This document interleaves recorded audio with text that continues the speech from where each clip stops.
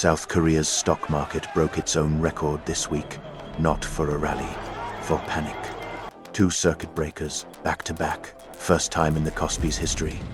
Welcome to Zero-Sum Doctrine. Everyone has an explanation ready. Nvidia's financing model spooked investors overnight. A Chinese memory maker called CXMT went public and exploded 466% in a single session. And a state-backed company in Shanghai had just started shipping its own lithography machines.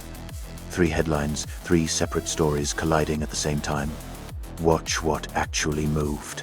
Over those 2 days, July 28th and 29th, Samsung fell 13%, SK Hynix fell almost 15%. Together, $270 billion gone. That's not a bad earnings call. That's a bet unwinding. For over a decade, the entire value of Samsung and SK Hynix rested on the assumption that the technological gap with China was permanent.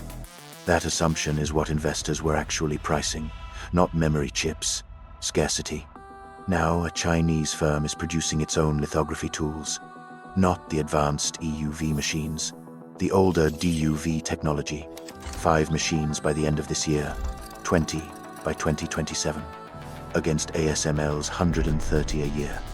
On paper, it barely moves the needle. But markets don't price where China is today.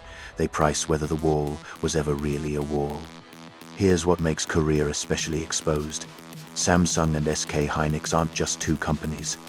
They're roughly half the entire KOSPI. Pension funds, retirement accounts, the national balance sheet, all leaning on the same two names, all leaning on the same assumption. So when the assumption cracks, it doesn't dent the market, it reshapes it.